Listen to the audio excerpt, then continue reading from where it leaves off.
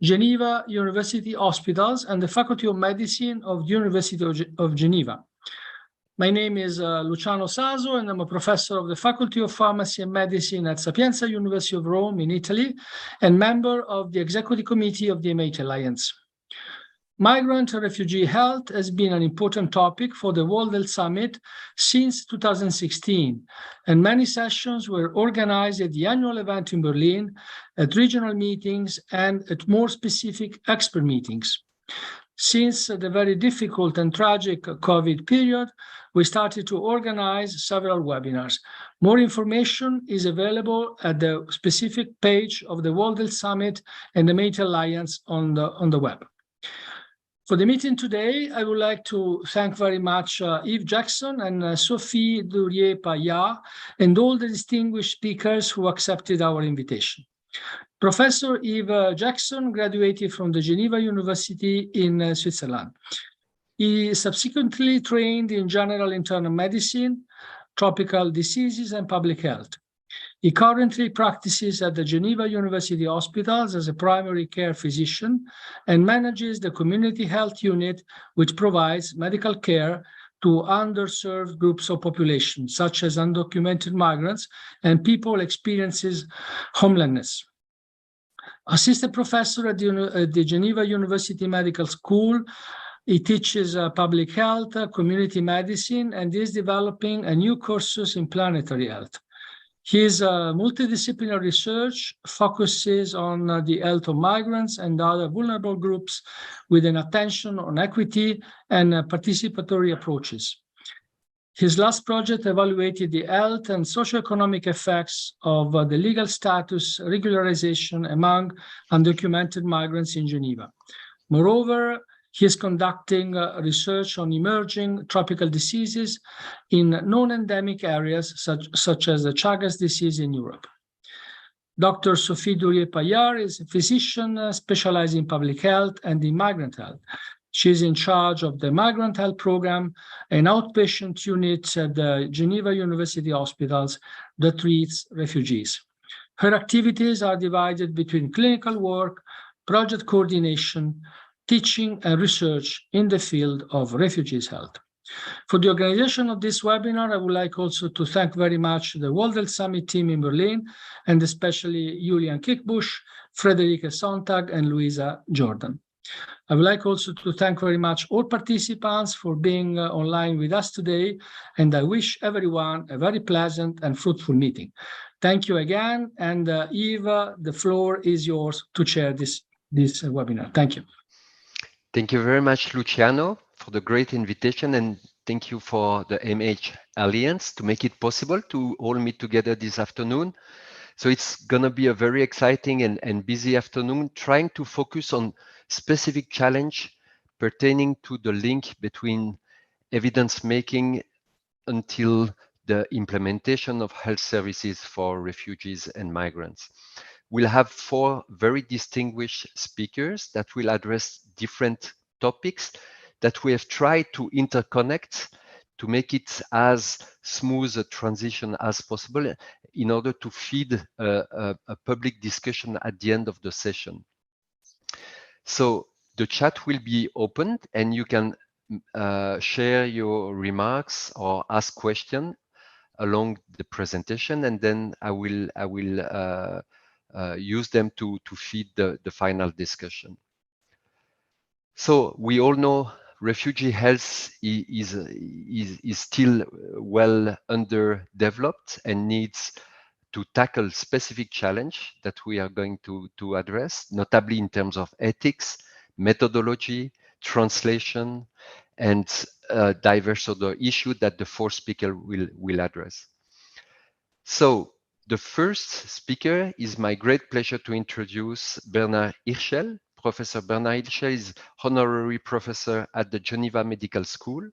He's a specialist for infectious disease, very well-known director of the HIV/AIDS unit at the Geneva University Hospital from 1988 to 2011. So he was at the forefront when HIV/AIDS emerged in the 80s. And he's a very prolific author with more than 500 publications in medical journals. He founded the Clinical Research Center in Geneva in 2007, and for the last 10 years, he has been the president of the Research Ethics Committee, which examined all medical research with human subjects in Geneva. Bernard will talk about the ethical challenge in medical research in migrants and refugees. Bernard, the floor is yours.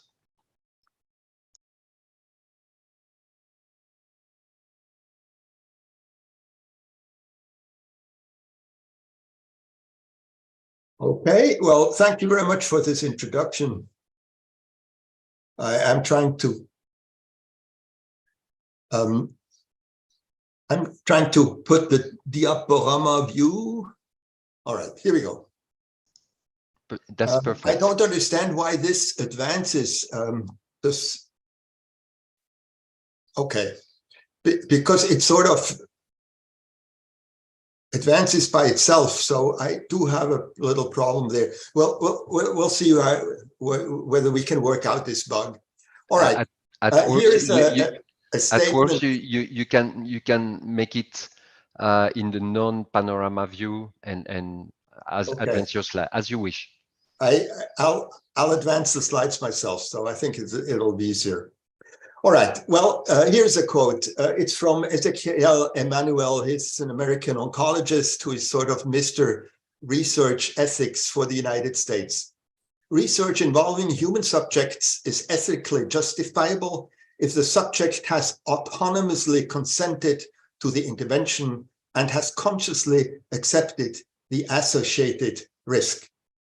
Let's examine that statement in view of the migrant refugee population. Now, autonomy, you see the thing advances by itself and I don't understand. So let me try this. Yeah, I will not use the slide. Yeah, that's better. And you can maybe just increase a little bit the size of the slide by using the cursor on the. I think I can do that. The lower right corner. Here, just a little. Okay, perfect. Let's try it this way. Independence, autonomy means independence. Now, the research subject is supposed to be independent from the investigator and from all outside influences.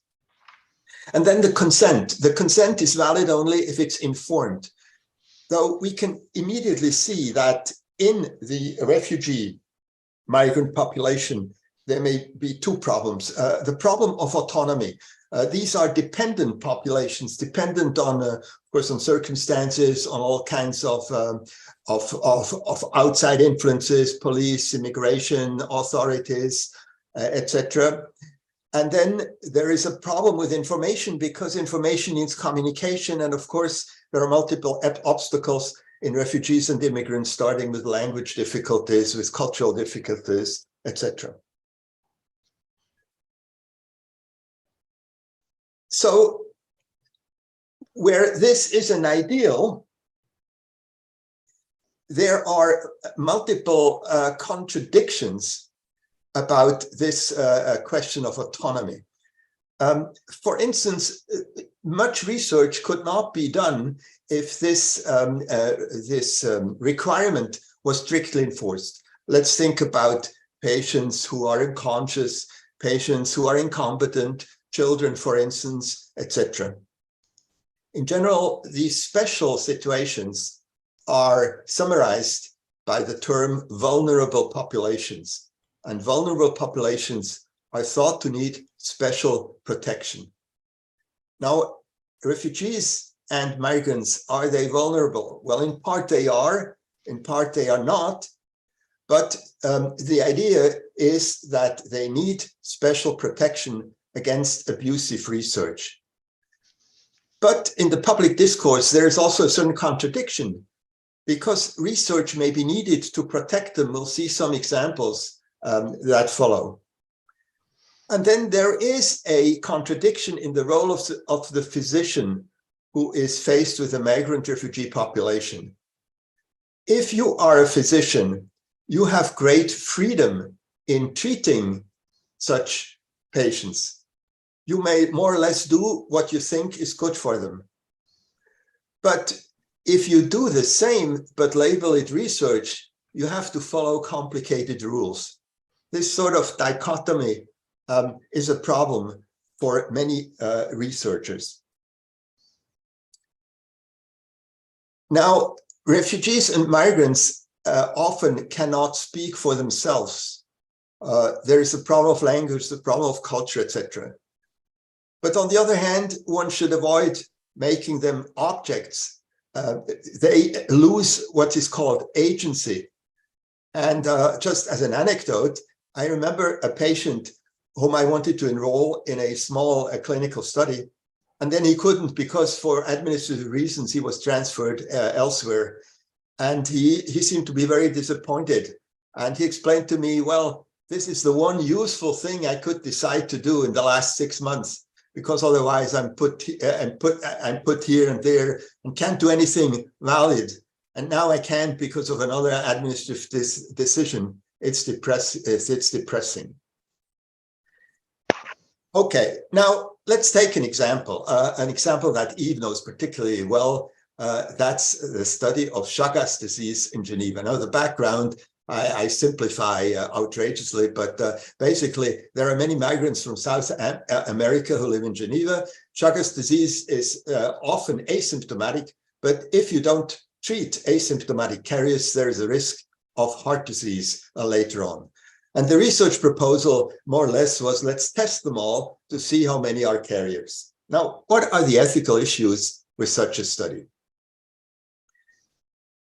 If you follow the law to the letter, then you can do a study where you prospectively ask for consent for screening from all those who show up at your clinic. Now, that is without obvious ethical issues, except maybe that informed consent may present a challenge for instance, if the migrants do not speak French, etc. But it's a difficult undertaking. It'll take years to prospectively collect sufficient data, and these data are subject to multiple biases. For instance, patients who show up at the clinic are by definition symptomatic, and there may be multiple other differences between those who visit the clinic and the general migrant population. Now, another idea would be, let's say you have a serum bank of serum collected. Many laboratories require this for follow-up, quality control, etc.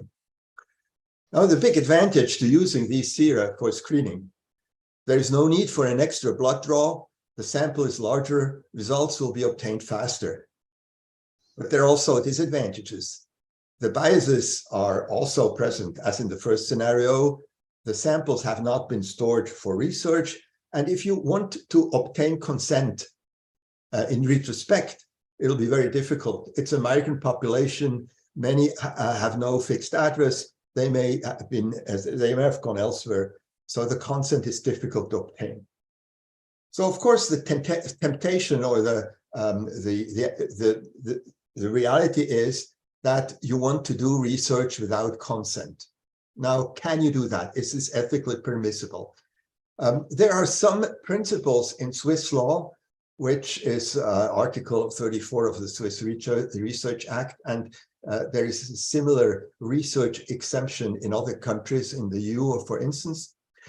In Switzerland, ethical committees may give permission to do such research without consent, provided certain conditions are met. It's only for research on stored data or samples. It is impossible or disproportionately difficult to obtain consent. There is no documented refusal. And there is this sort of a rubber paragraph that the interests of research outweigh the interests of the person concerned in deciding on the further use of his or her biological material and data. Okay, now another issue is the question of beneficence. That's about the interest of the person concerned in his or her own health. The principle of beneficence states that researchers should have the welfare of the research participant as a goal of any clinical trial or other research study. Now, a serologic study does not do any good for the individual patient. So ideally, such a study should be coupled to a plan for treatment if you find carriers. And now there may be other practical and ethical problems. For instance, the availability of the patient in a transient, difficult to reach population, that's not obvious. And then the problem of financing. For instance, illegal migrants may be uninsured, and it may be difficult to finance the treatment. Now, one way out that we have often used in the past in HIV/AIDS patients is to enroll them in a clinical trial. Now, how could this work with the concrete example of Chagas disease? Now, the background, the standard treatment is a drug called benznidazole, 5 milligrams per kilogram per day for 60 days. That's standard treatment. But there is a small pilot study which has suggested that 14 days may be enough. So just hypothetically, let's plan to enroll seropositive migrants into a large international phase 3 trial to prove that 14 days is non-inferior to 60 days. What are the ethical issues? Now, first, such a trial would have to be in a position of equipoise. Now, there are, of course, arguments for both methods of treatment. The short course is expected to cause less side effects, but maybe carries the risk of being inferior in effectiveness to a long course. Now, in migrants who may be considered vulnerable, the principle of subsidiarity applies. Subsidiarity means that the evidence is impossible to obtain from non-vulnerable patients. That's an issue that has to be examined. If there is no expected benefit, only studies with minimal risks are allowed. Now, a novel way of treating a disease would be lawfully considered to have more than minimal risks, but there is an expected benefit also. And this expected benefit may be particularly relevant to migrants because you need a short course of treatment because they won't stick around for 60 days. Now, in addition, there are the issues of informed consent and autonomy, the language barriers, the cultural barriers, which I talk about in just a moment, to autonomy and consent. For instance, wives who cannot consent without their husband, young people who cannot consent without agreement by these elders, etc. Also, there is the question of follow-up. Good quality clinical trials follow patients for a long time for surveillance of late failures and or side effects. By definition, this is difficult in migrants and refugees. But of course, on the other hand, a shorter treatment course would be particularly beneficial to migrants. And undocumented migrants without insurance may get free drugs through a trial. Let's talk a moment about the cultural issues regarding informed consent. Very schematically, we may distinguish the Western model, which is expressed in Article 4 of the Human Research Act in Switzerland, which says primacy of individual interests, the interests, health, and welfare of the individual human being shall prevail over the interests of science and society. From this follows that the individual decides his or her participation based on the informed consent, and that all competent adults are treated alike. Now, we all know that not the whole world agrees on these principles, and just as schematically, we can oppose to the Eastern model, where the interests of society may prevail over the interest of the individual. Here, the concept of individual consent loses meaning, and there may be differences between women and men, between elders and other members of society, and also the role of physicians may be very different. The ideal model in Europe and the US is that treatment reflects a course of action which follows from the common decision of patient and donor. But at least from my experience in Asia and Thailand, the doctor's role is to tell the patient what to do, period. An extreme form of paternalism, which is not in fashion anymore in the West. These cultural issues are impossible to summarize or to say what to do, at least in a short presentation. As the Anglo-Indian poet Rudyard Kipling wrote in 1889, "East is east and west is west, and never the twain shall meet." We have on the one side, quote unquote, cultural imperialism, and on the other side, quote, abandonment of universal principles of human rights. To resolve this is difficult. What is often tried is involvement of intermediaries, for instance, researchers of mixed background, patient advocates, local ethics committees, etc. Just as an aside, the poem continues and the poet himself offers a solution. It starts with the line that's forever quoted, "East is east, west is west, and never the twain shall meet." But later on we can read, "But there is neither east nor west, border nor breed nor birth, when two strong men stand face to face, though they come from the ends of the earth." In other words, two machos will always understand each other. That's unfortunately not very useful for modern research ethics in the age of Me Too. But let's switch to another topic. Consider this image from a Syrian refugee camp at ground level. And from 50 meters up with a drone, this is what it looks like. Now, hypothetically, imagine that you are in this research camp and diarrheal diseases are a problem and you suspect the water supply. The refugees obtain water from some 200 communal faucets, and you need to test whether method A or method B is better for decontaminating the water. So your hypothetical research project is to compare two methods of decontaminating the water supply, measuring the outcome by the number of patients consulting for diarrhea. Now here, you realize that your research applies to populations, meaning all who share a communal faucet, not individuals. And a randomized trial where individuals are assigned to obtaining their water treated with method A versus method B, informed of the relative advantages and disadvantages of each, and then decide whether to participate or not. Obviously, that's impractical. Now, clinical trials in refugees are often not randomized controlled trials of the type I just outlined.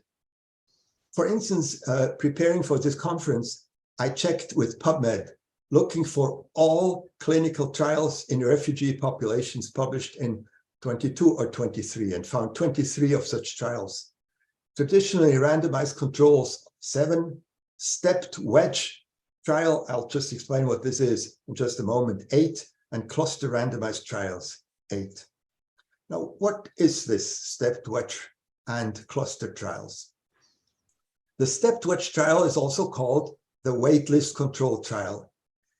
It makes creative use of material constraints because the reality is that often a desirable intervention in refugees and migrants cannot be applied to a whole population at once.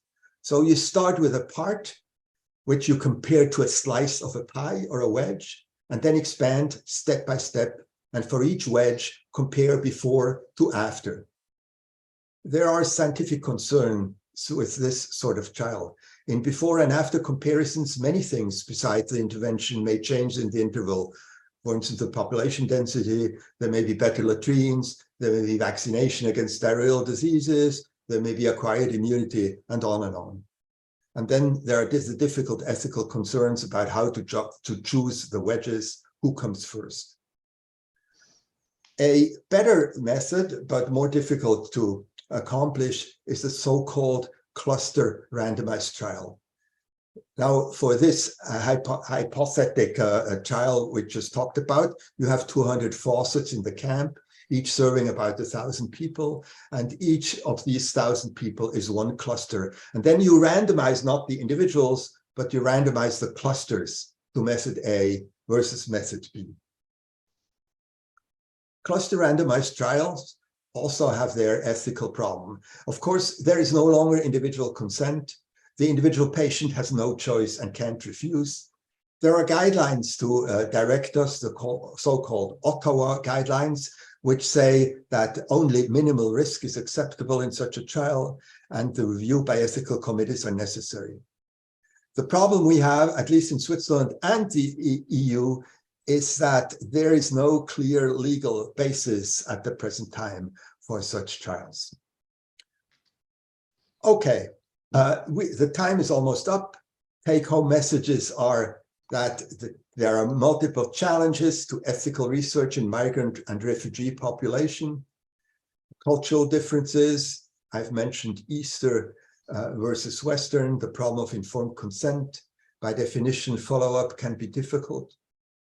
But the ethics of a trial, the beneficence principle, requires that migrants and refugees be involved in and profit from research despite the difficulties. If you do such research, the model of individual informed consent needs adjustment with community involvement and maybe cluster randomized or wedge type trials. Thank you. Thank you very much, Bernard, for this great talk. Even more so by providing suggestions of solution to overcome this major challenge. And it's very important to see that we can innovate in terms of methodology. And that perfectly opens the way for the next talk given by Professor Charles Adjemang, who is a professor of global migration, ethnicity, and health. And he's the principal investigator at the Amsterdam University Medical Center at the University of Amsterdam. He's adjunct professor at the Johns Hopkins University School of Medicine in Baltimore, USA.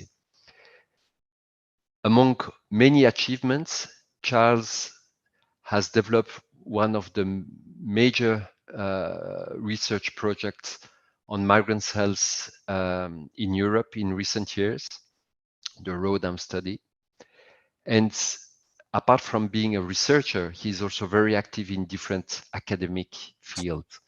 He's vice president of the Migrant Health section of the European Public Health Association and scientific chair of the Global Society of Migration, Ethnicity, Race, and Health. I won't go through all his activities and award because it's too long. Charles has done too much so far, so you will excuse me not to mention everything, but I would love to give you the floor so that you can share your expertise in terms of methodological challenge when conducting research with migrants. Charles, the floor is yours. Thank you so much, Dr. Jackson, for this a real opportunity to certainly contribute to this very, very important work. And today, and also for a very kind introduction. My talk is looking at inclusion of migrants in health research, some of the challenges and the opportunities. And I will try to basically talk a bit more about, let me see if so this is going to be a quick outline of my talk. I will discuss briefly about the importance of promoting migrants and minority health, mainly on migrants, and also the importance of including migrants in health research. And I'll touch on some of the challenges and also the opportunities, and then make my conclusion for this.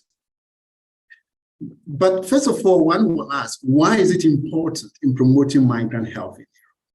I think there are many important issues that you can actually argue in terms of promoting migrant health. And I think, first of all, if you improve migrant health, actually, in the end, it will translate into improving overall health of the population, which I think is absolutely important. I think if you also do that, it can also actually increase the benefit of mobility and diversity and help these countries actually to achieve the SDGs that basically we are all countries are supposed to achieve. And it also will lead to increased economic and health benefits for the migrant population, and then basically reduce the risk of late presentation with the diseases. We know that the migrant population, when they do not have the basics, in the end, they end up in hospitals when the disease is actually very progressed. And then in the end, it becomes more costly than basically treating them with, the symptoms. And also play a key role in improving health, public health outcomes within the population. So there are so many actually benefits of improving the migrant health in Europe. And then also there is importance of including also migrants in health research. And I've just put it here, progress towards promoting migrant health and access to care cannot be assessed without systematically collecting reliable data on both health and health-related indicators for migrants. And that means that we need to ensure that the migrants are also included in the migrant health, basically in research within Europe. And we need high quality of data to be able to achieve this, because we need it to be able to assess the risk factors and also the health needs of these people. And in the process, you can then help to safeguard and then promote the health of this population. And also by getting a high quality of data, you can actually also help to facilitate clearly, identification of vulnerabilities and also the gap in healthcare as well as health, to be able to basically help us to fill those. And in the end, it can also assist us in evidence-informed policies and to be able to come out with culturally sensitive, policies. But unfortunately, migrants are often actually remain invisible and marginalized, and also in most studies, they are excluded, actually. And if you look at the member states of the European Union, what we're seeing is of the 53 member states, less than half of these countries actually have data on migrant population, given that the migrants are now a very, very important segment of within all these societies across Europe. So you could ask ourselves, why is it that out of these 53, only 25 of these actually have data on migrant population, especially given that the context is so important. So there's a lot of challenges in collecting these data. And also actually exclusion of migrants, and this work was done back in 2005. But the issue is still quite vivid, actually, in many countries within Europe. Basically, they are not excluded in some of these cardiovascular cohort. Actually, in those days, the study, there was not a single study that actually included migrants in cardiovascular cohort. So one will ask, why do we actually need migrant health data? I think it's absolutely crucial that you have a data, because it can help us to basically disaggregate by migration status, by knowing the ability to be able to distinguish the migrant from not migrant, can give us the opportunity to be able to see what is actually going on, right? And I think that a difficulty in collecting migrant health data leads to problems in identifying the specific group at risk. And I think the COVID was a very, very good example. All of a sudden, there's a problem, and in many countries, they do not have a system in place to be able to collect data. So in the end, what actually happened was that we basically rely on a country such as the UK and then also the United States, where they collect data. So it took many European countries a long time before they'll be able to get actually insight into the health of this migrant population. So that clearly demonstrates why it is important that you collect data. So what are the challenges that you actually have? I think here I've divided it, but I think if you look at the administrative systems, unfortunately, there is no a routine system to collect data on this population. And if they do, usually it's emphasis on infectious diseases. One may ask, is it because infectious diseases, the majority population are afraid that, and therefore want to tackle it? What about non-communicable diseases, some of these problems that are highly prevalent among this population? Another issue this also has to do with the fragmentation of the national health systems, information systems. Usually you have difficulties in terms of comparing the data. And usually also there is a limit in the data sharing access across government entities. Even within the same country, every institution have its own rules. Another issue that also stands out is actually the segregation of the available health data by ethnic status are often impossible and resulting to administrative categories, actually. And I'll give you an example later on. You also know that assisted migration status data often are not linked with the health data. So you might have some situation where actually you do have some information about the migrants, but there is always an administrative hurdle in order to be linked to the health data in many countries. And also the available migration health data are not representative of all the migrant population. You have a few migrants, a little bit, so you have all here. So you're going to have a data which actually do not represent this population. And as I mentioned, the legal hurdles is also a big issue. In some countries, we are not even allowed to aggregate this population by ethnic status. And that means that there is an issue. There is also an issue of the sociocultural part when it comes in terms of the data collection. And that's one of the issues, the heterogeneity of migrants with the very different terminologies, basically defining the migrant populations. And then you end up such a categorization as Western versus non-Western. The question is, who is Western and who is non-Western, right? And who are you actually looking at? If you tell me that we're looking at non-Western population, who are they actually? And then you also have the issue of, people because of the group or the heterogeneous group together, and they call them migrant versus non-migrants. And usually also the issue of the country of birth are being used and against self-identification. A country of birth, if you have a country which is multi-ethnic population, which group are you actually looking at? Another social cultural issue is also the lack of trust in the authorities and the health institutions that actually collect the data. People are often very afraid. What are their data going to be used for? And unfortunately, if you look at it from a historical perspective, it has not always been good. And the typical example is the Tuskegee syphilis studies, where African-American males were basically abused, and the treatment was that they were not offered treatment because those that were doing the study just wanted to look at the natural causes of the disease. So these histories are still there. Another issue, cultural issue, is the language barriers and the difficulty assessing migrant subgroup. Sometimes the issue is that are they the so-called difficult to reach? Are they difficult to reach, or we find it difficult to reach these people, right? So there is all these issues there. And also the fear of stigmatization of unfavorable results, right? Sometimes, you get the results, but the way the results be interpreted, particularly the media sensitization of the results, can put fear among these people. And therefore, these people, are not keen to join some of these studies. And these are also sociocultural aspect part.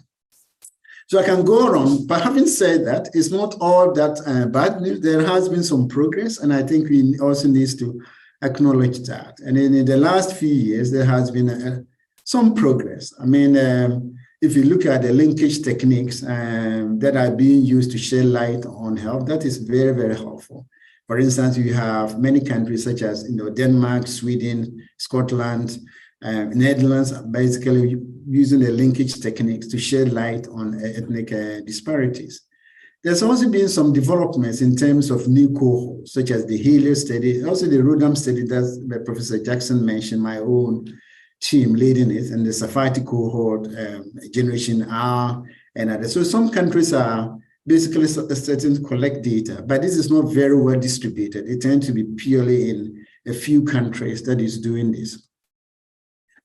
But these cohorts also help us also to basically not only look at the ethnic inequalities. In other words, if you compare the migrants to the host population, I think that, getting insight into the migrant health status is actually more than looking at the migrants and how they compare with the host population.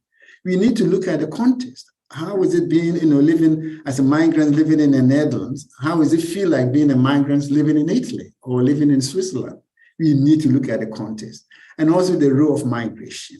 How is the migrant population living in one country? How do they compare to those that did not migrate in their source population?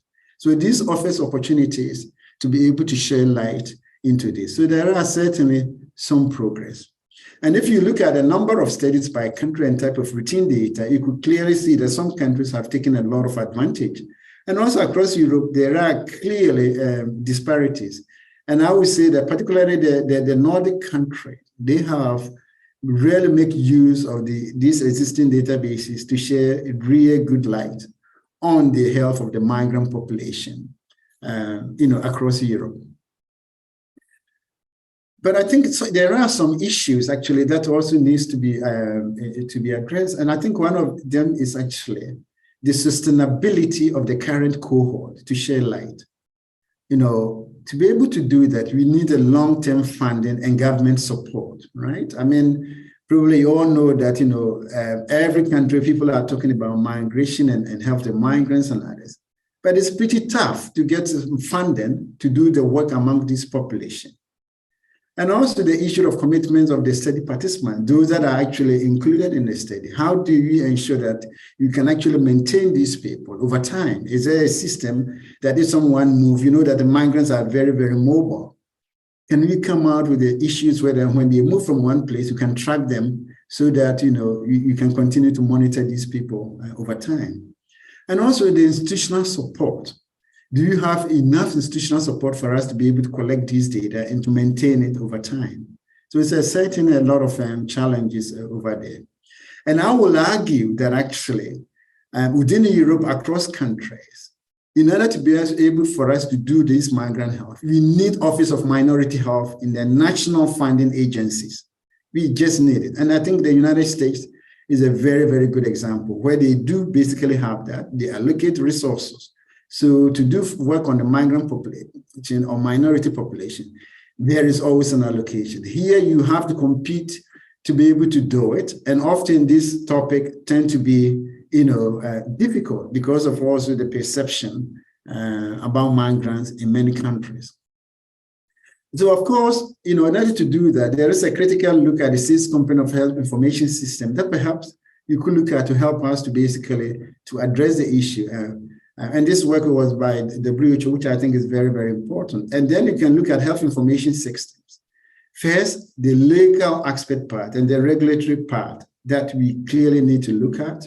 And also in terms of that, the data linkage. How do we actually link some of these data to the national databases and courses of theirs to create this? And then also in terms of the indicators, the variables, I know the core recommended needs to be integrated into the national information system. So you can actually come out with a very good, overview, and then you can link this to the national part. And also the data management, I would say, data management. Perhaps collection, we need to look at a way of probably oversampling this population, and also electronic sources and a multilingual survey. So if you want to do surveys in these countries, we need to come out with the multiple languages to help us to get the minorities or the migrant population to be represented in these studies. And another part is the information product. I think the data needs to be transformed into information in such a way that it can help. And that in doing that, you also need to be actually monitored by independent or the people that are quite trustworthy within society, and also for this migrant. At the national level, I think there is a lot that could be done. I mean, because of time, I'm not going to go here too much, but there is certainly a lot you could done. For instance, you need to create inventory of current data sources within the national health information systems. And also probably looking to modify or clarify the regulation that allowed for collection and sharing of relevant data. This is very, very unclear in many, many countries. And therefore, you need a clarity. And also, probably, it's very important you organize multi-stakeholders national working group on this to basically to help us to come out with methods that can help us to basically to have data among migrant population. And also, probably, you need to introduce measures to prevent unauthorized access and use of the data. So sometimes, the issue is that what are people going to use my data for? So you need to build in a system so that people can be rest assured that their data is in the hand of people who is going to make a very good use of it. And at the regional level too, I mean, there is a lot that can be done. Organization needs to develop guidelines and solutions to call for the member states to actually collect migrant health data, and also integrate core migrant health variables into already existing reporting framework. There's a lot of framework in many countries. You just need to integrate the migration health variables into these. And then also international and intergovernmental organizations should also basically to liaise together. And then also supranational body could initiate and create a regional database for migrant health. And also lastly is the organization should also facilitate the process necessary to develop consensus on the definition of migrants. So these are all very, very important aspect part. So in conclusion, I think what I would say here is that inclusion of migrants in a health research is in the best interest of all and should be a mandatory. And the migrant health studies in European countries should also be supported through structural funding mechanism and should be, as I will mention, Office of Minority Health in the national funding agencies in Europe in order to help us to be able to collect data so that you use this data to facilitate migrant health data. So that is the end. So thank you so much, Professor Jackson, for giving me the opportunity to be able to share this. Thank you. Thank you very much, Charles, for the great talk and fantastic suggestion. We will all start to advocate on this new office in all of our country. And hopefully by the next M8 Alliance webinar, we'll all celebrate this office because it's so important. Thank you so much again. And let me turn to Dr. Nora Gottlieb, who holds a PhD in health science and is a public health scholar. She's working at the Department of Population Medicine and Health Service Research at the School of Public Health in Bielefeld University in Germany. Nora has a special interest in health inequities, policies for migrants and ethnic minorities, and the role of evidence in political decision-making and the structural determinant of health in migration context.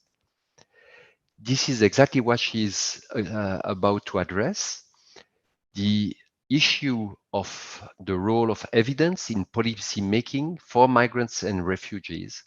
Thank you very much, Nora. The floor is yours.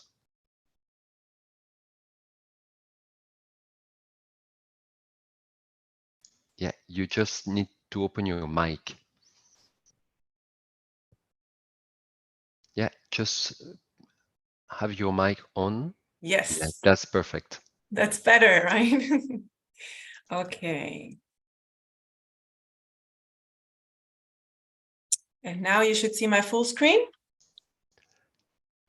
Oh. So it's still not full screen. Yeah, oh, that's weird. Wait a second. That's one moment. Let's try this again.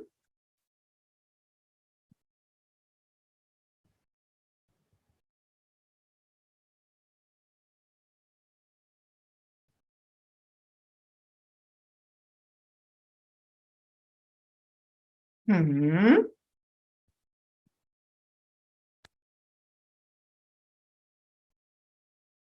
I don't know why it's not going into full screen.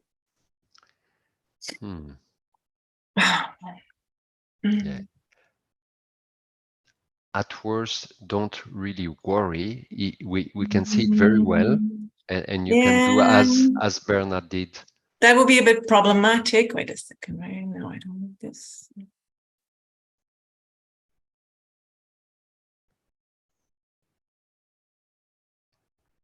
Yeah, that's perfect. Sorry, that's not gonna. It's not gonna work. One moment.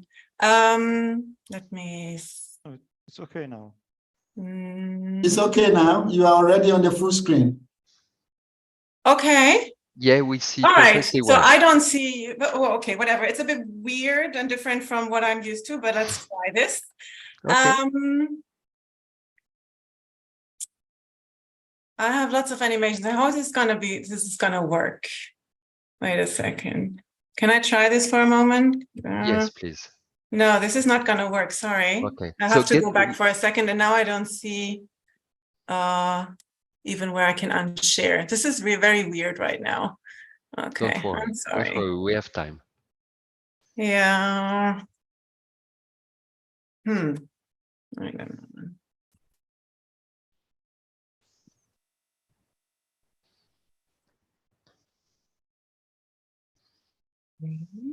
Yeah, you are back to. Okay.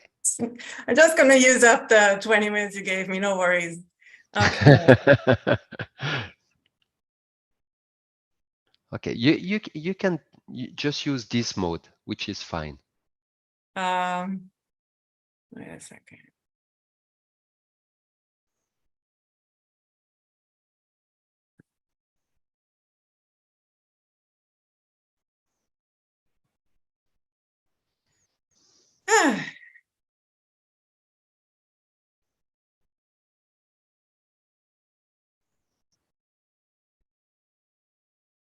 Okay, this is better, right?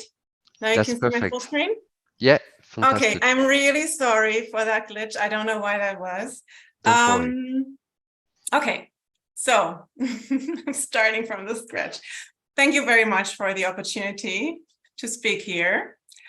And thank you for the introduction and the excellent previous talks that resonated very much with me and what I do on a daily basis. My talk is gonna be a bit different. It's going to take a bit of a bird's eye perspective on what actually the role of evidence can be in health policy making for migrants and refugees. And maybe a few words about background.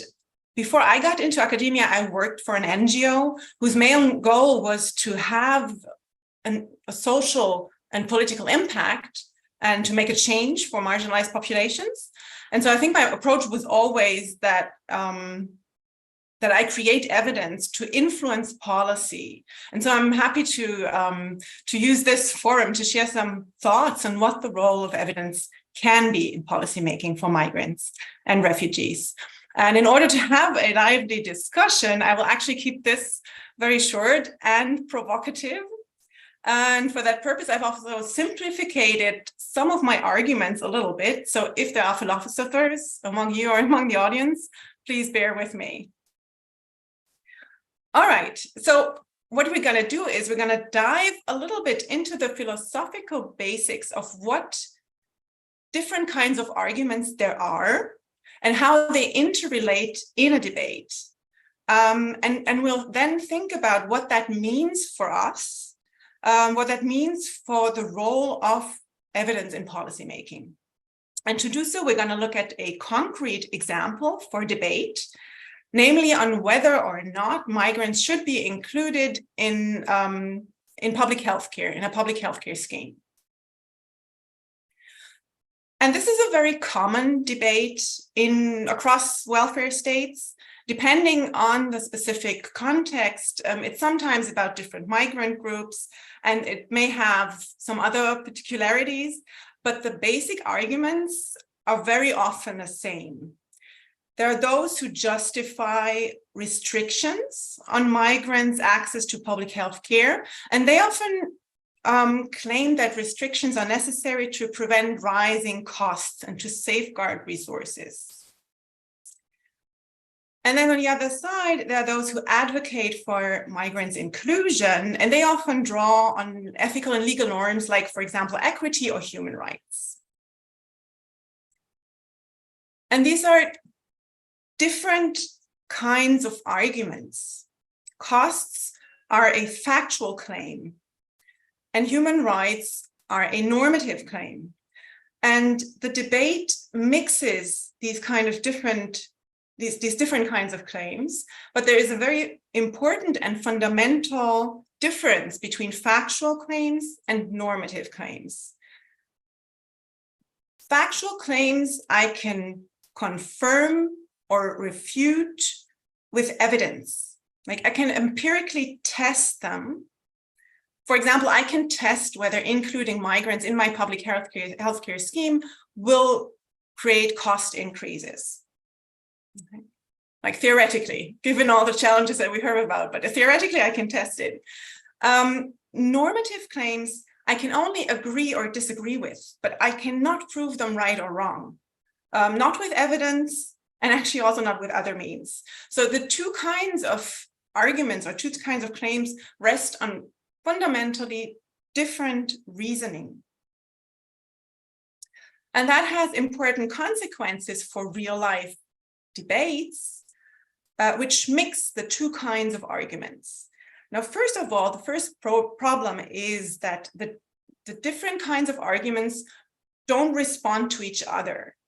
And so if one side continues arguing factually and the other side continues arguing normatively, it's like a dialogue of the deaf, right? For example, if one side says, you know, this will create costs, and the other side is like, but this is a human right, it shouldn't be about the money. And the first one is, but, you know, I can prove it, I have the evidence, but the other side is going to be, but this really doesn't interest me, like this is about value. So these kind of different arguments, like the difference can stall a debate and can lead to a deadlock where actually no side hears the other ones and doesn't respond to the other one's arguments.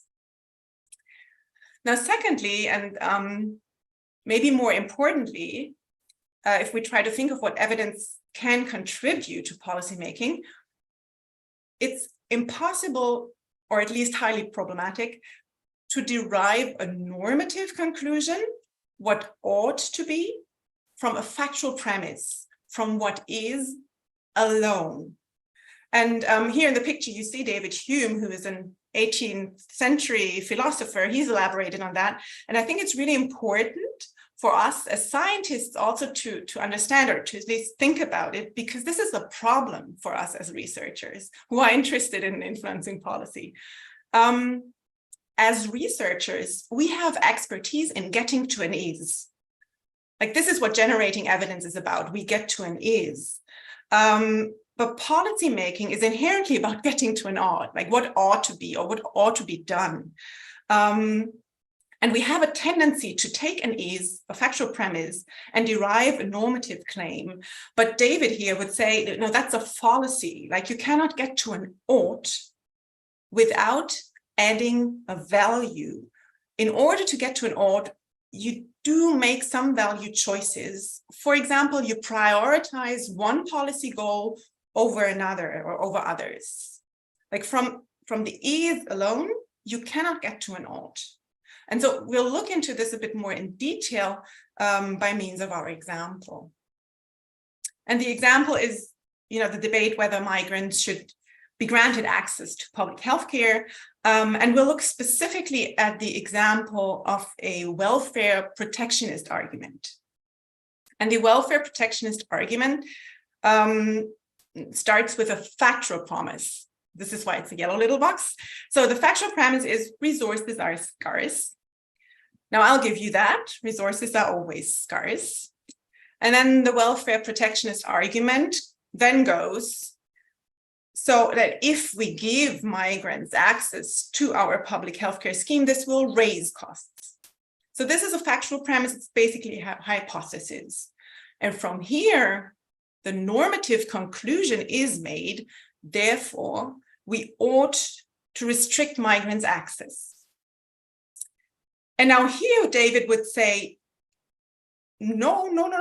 This is a normative conclusion. You know, you can't derive ought from an is. Like you cannot infer that you ought to restrict access from the fact that access will create costs alone, right? Like as a matter of fact, like we design interventions and we make policy decisions all the time that will create costs. Like we design services like for all kinds of populations, and we want those populations to access and use the services, and that costs us a hell lot of money. So why in this case with the migrants, the fact that costs will be entailed, would lead to the conclusion that you should restrict access. Like, it's not the costs alone, right? So there was some value judgment implied, obviously, but not made explicit. So first of all, this normative claim cannot be derived from this factual claim alone. The next thing what we can do is we can look at this factual claim, the B, and so factual claims I can test, right? So let's do that, and we can look at the evidence. And these are just a few select examples. I'm not going to go into depth. And this is my son. Noah, ich habe jetzt wirklich keine Zeit, bitte. Nein, Noah, ich bin mitten in einer... Okay, this was my son, the joys of homeschooling. Okay, so these are just a few examples. Now you had a little more time to look at them. I'm not going to go into detail. This is just a list that I prepared with work of my esteemed colleagues and my own work. So it's not complete, but it shows pretty consistently that restrictions create costs rather than saving money. So it's rather that way around. So if we go back to our original argument, it turns out that this factual premise is actually counterfactual. It's wrong, right? So also on the level of this factual claim, we can refute this whole argument. So can we then say that resources are scarce and restricting migrants' access to care raises costs? Therefore, we ought to grant access. So I've corrected the factual claim, right? It's now in line with the evidence. But again, David would say, no, sorry, like you still can derive an ought from an is.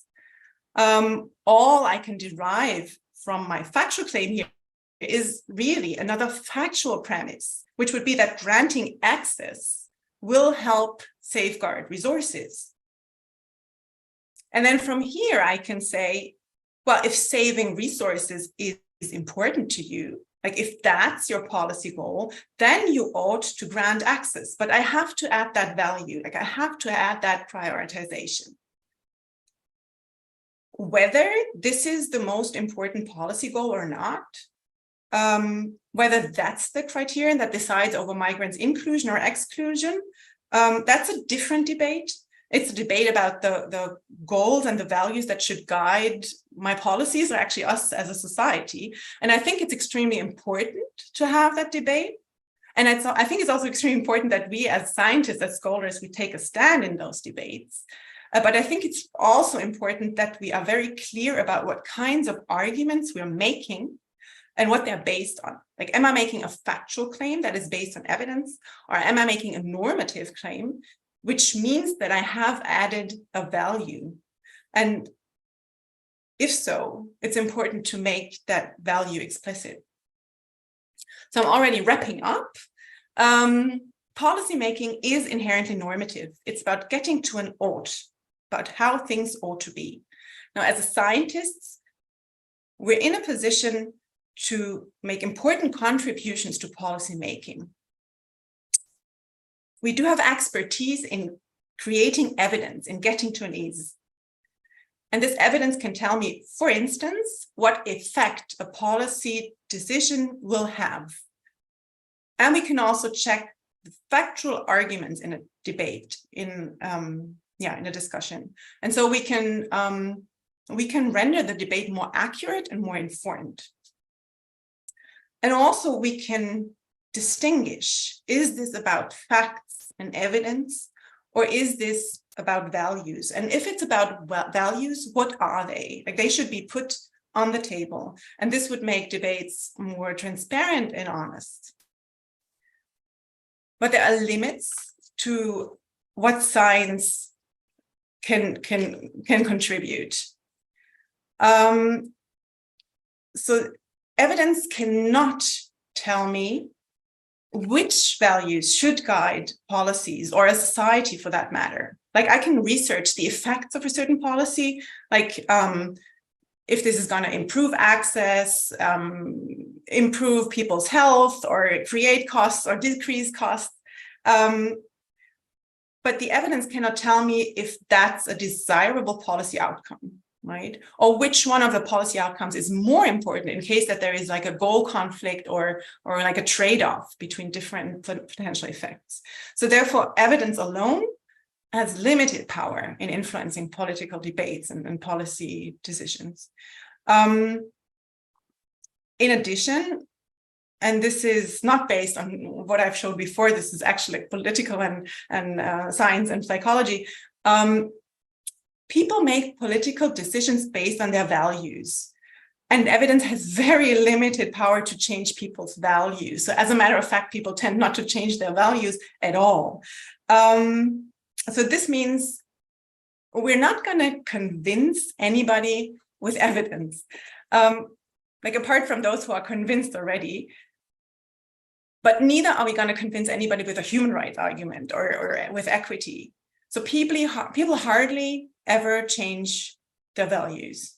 And this in turn means that if our goal is to influence political decisions, then it's futile to generate evidence and then disseminate it and try to change the minds of policymakers. That's not going to happen. I think we need to be much more strategic and find those policymakers who share the same values as us, like who share the same values in first place, and who want to push a similar political agenda anyway. And then we can support them, like we can hand them evidence and factual arguments and support, additional strength in their position in decision-making processes. And so this last point here is very much about participatory research with policymakers or with people in power. And that goes beyond the scope of my talk here. Maybe the next speaker has something to say about it, and because the next talk is about participatory research. But this is as far as my talk is concerned here. Thank you very much. Thank you very much, Nora. That was a wonderful talk, very inspiring and clearly addressed to us. Thank you so much. And I think, again, it connects very well with what had been said previously and what is about to be addressed by Professor Ulrike Klug, who is a professor of medical and psychological integration and migration research at the Department for Psychiatry and Psychotherapy at Charité University Medicine in Berlin, Germany. Ulrike heads the Center for Intercultural Psychiatry and Psychotherapy and the research group Intercultural Migration and Health Services Research, Social Psychiatry. She is head of the Department of Migration, Physical and Mental Health and Health Promotion at the Berlin Institute for Empirical Integration and Migration Research at the Humboldt University in Berlin. Professor Klug will now address very important issue of translation processes in mental health for immigrants and refugees with insights from the international research project that she leads. Ulrike, the floor is yours. Thank you so much, Yves, for your kind introduction. And I'm really thankful. And I learned a lot the last 1.5 hours. And actually, I was wondering, may I skip my talk and we get into a discussion, because I really have so many questions. And I hope I can contribute a bit to the idea of the Office for Minority Health.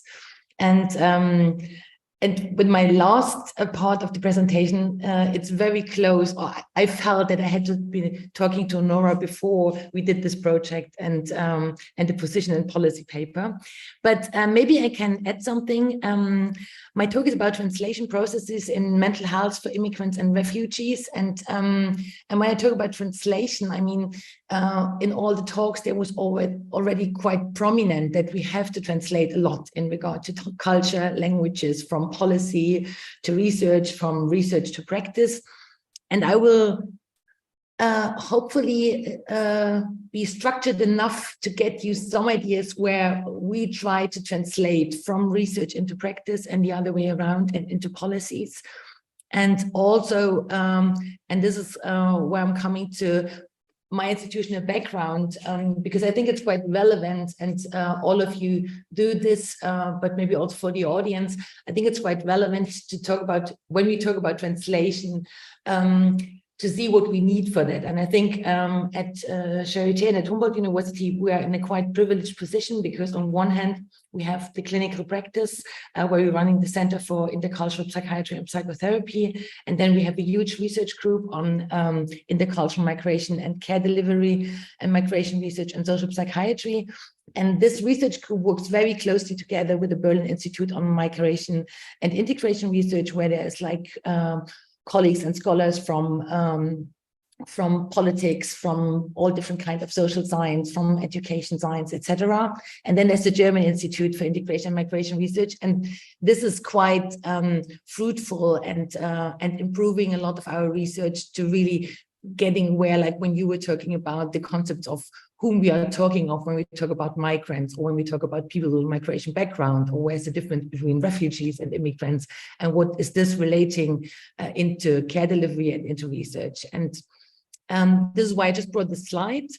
And for me, I thought it was important, before I get into our projects, to get an idea what is actually our research agenda behind the research we do, and why do we do it as we do it, and what kind of concepts do we use for that.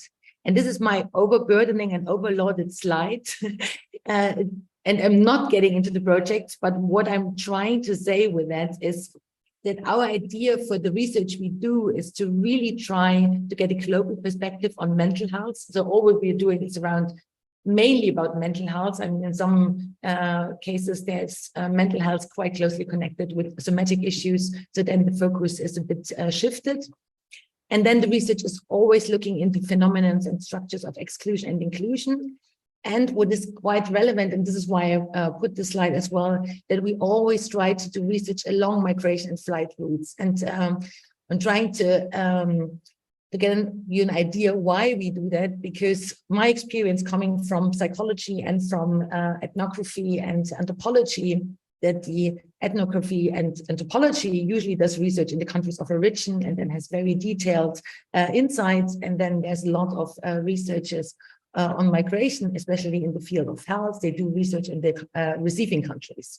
And usually there's not much research on the routes where migrants and refugees actually are spending a lot of their time, and really bringing together also for translation into practice what is actually the narratives and the biographies along the routes from countries of origin through transit and to receiving countries.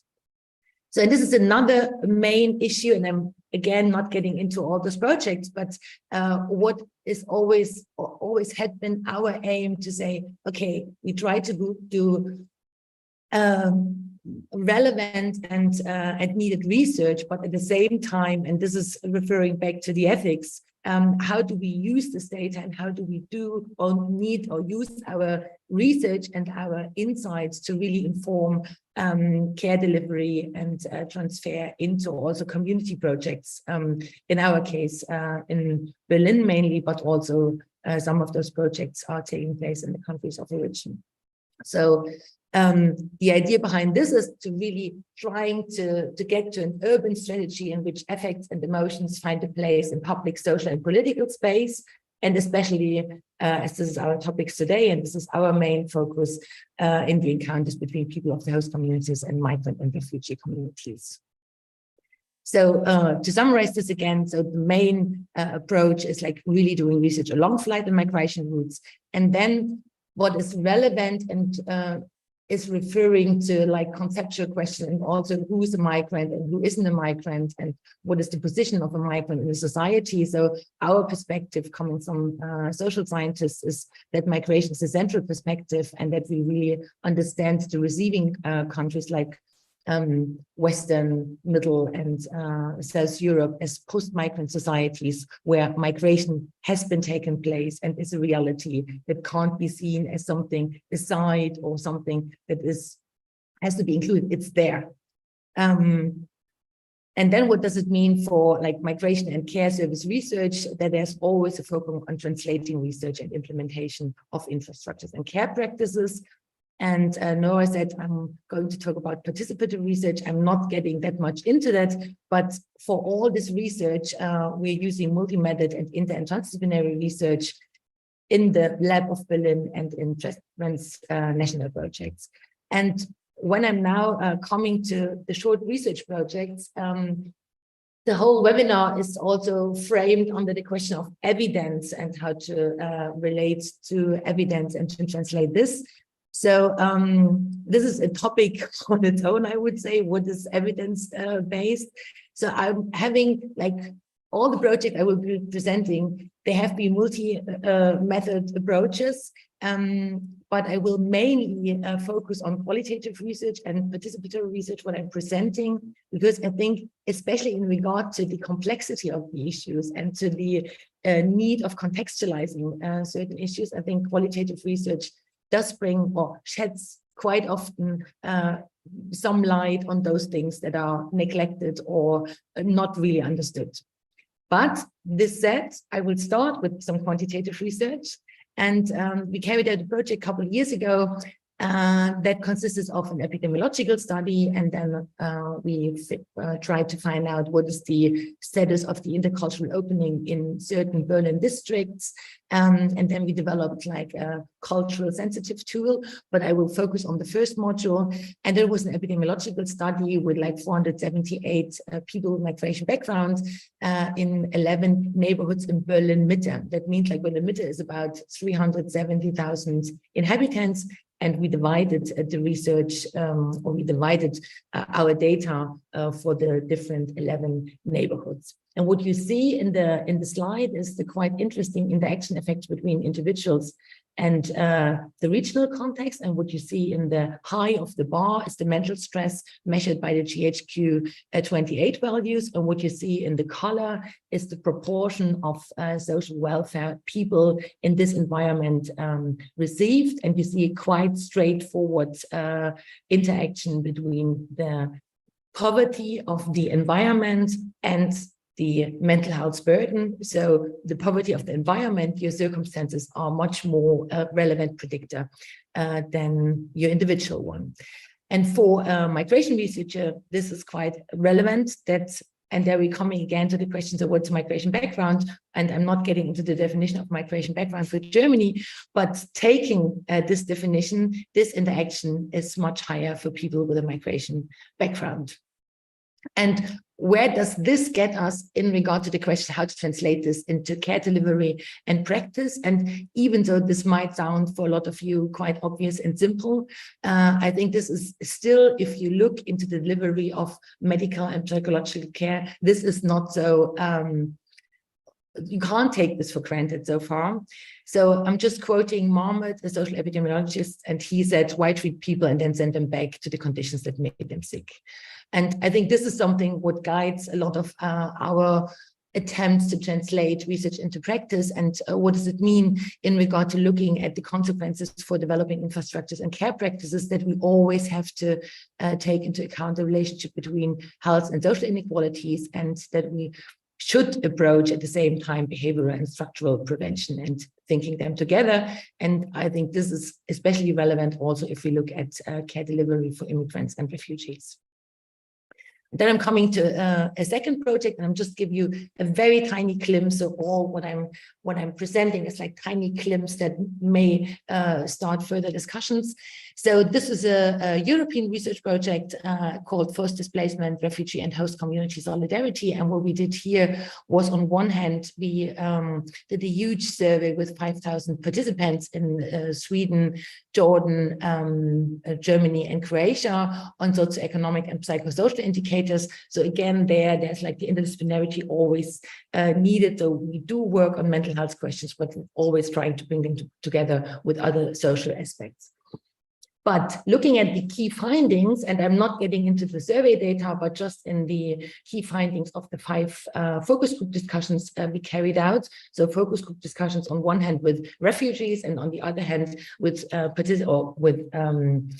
representatives of the receiving communities. And this, again, we always try to bring this together, and not just doing research on refugees or immigrants, but always trying to figure out what or how can we integrate in our research the whole society, and figuring out where are actually the issues. So the key findings in regard to health integration and structural racism, and this is obvious and shown in hundreds of research projects and publications, that legal restrictions and discrimination limit access to healthcare for refugees. But what is interesting, and especially if we look into care delivery, is this very tiny but nice result from the focus groups, that the representatives of the host society from the focus group discussions consider the mental health of refugees as a barrier to successful integration, in contrary to the refugees themselves. So representatives of the host societies emphasize the need to address traumatic experience of the refugees as a condition for integration, in contrast to the refugees who referred more to other stressful factors during the arrival process, which contribute to psychological and psychosocial stress. And this is just a starting point for a huge discussion, and maybe we can get into this later. But I think it's quite interesting when we talk about what are the barriers to change society, to change mental health and care structures in general, to really see what are actually values and understandings and images in the society, and how they may result to practices of solidarity on one hand, and on ressentiments on the other hand. So, and then I'm just getting shortly into another project where we really try to have the main focus on doing research along migration and refugee routes. It's a project called Transmit, and maybe this as a hint, all those projects can be found on our web pages. So whoever's interested in more data or reports or papers, you will be able to find them there. So what we did here, again, like bringing together quantitative research and qualitative research, we did a panel study, or we are still doing the panel study along migration routes, one on the West African route and the other along the route in the, from the MENA region, and qualitative interviews at the same time. And the main folk here were to understand and to research transnational networks, psychological factors, and migration narratives and political changes. And to frame this, what we did in the qualitative interviews with people in Lebanon, with Lebanese people, and with Syrian refugees in Lebanon, and to bring this as like, or bring the context of Lebanon in regard to psychological suffering here. I think this is a quite interesting quote by Sarah Murat, because what we were interested in, how can we really not only look in psychological suffering from a clinical psychological angle, but also bringing in the political perspective, and what is the situation in Lebanon, and how can this be understood, what might be different. And Sarah Murat writes in her very interesting book, Aftershock, on resilience. And I'm not sure how much you are aware of the context in Lebanon, but resilience used to be like the story of our folks are resilient, and this is why we can cope with those crises. And what is behind this narrative is that the government got off the responsibility they had and saying, so we can cope and survive. And I think she brings this quite interestingly in this quote, and says, resilience romanticizes our loss and dispossession. It brands our survival, making it an object of fascination for foreigners and inspiration for locals, advertising it as a valorized mode of attachment. Resilience is a marketing stunt for a political and economic system that runs on crisis, that manufactures crisis in order to sustain itself. Resilience celebrates survival at the expense of justice. It is the rhetorical and symbolic symptom of the normalization of injustice. And I think this is quite relevant because if you may remember in 2017-18, and especially in Germany, resilience was a concept that has been used interdisciplinarily, in interdisciplinary projects by a lot of people, as well as like emphasizing with maybe sometimes relevant and good intentions to say refugees show, for example, there were 2 studies in Germany, refugees show higher resilience than people of the receiving community. And I was always wondering, so what are we doing with those results? How do we translate them and where they are coming from and what kind of understanding of resilience did we use? And therefore, it's interesting to look into other contexts and figuring out how those concepts are used there by politicians, by healthcare and policymakers, and by clinicians as well. So just to have like a vision, it's not the vision of the Office for Minority Health, but what we were wondering during this project, or still wondering because the 3rd panel wave is still going on, and we still do some further qualitative interviews, that we figured there is a need for a critical socio-biopolitical perspective on psychological suffering to really bring the different angles together. I was just wondering if I'm out of time because I saw Bernard. Am I out of time already? No, you still have a couple of minutes, don't worry. Okay, because I saw Bernard and I was already. And now coming to very practical terms, how we translated so far our research into practice projects. So I mentioned in the very beginning that we have this project Transfer. It's a resource network for intercultural opening. And the project I mentioned where we had this idea of that the local poverty is more important than your income. In the same project, I said that we investigated the state of the intercultural opening in certain districts in Berlin. And coming from this rather qualitative but like mixed method research, what we figured there that in those areas in Berlin, in regard to care delivery for immigrants and refugees, first of all, we saw access barriers for people with migration background, and this was obvious and expected.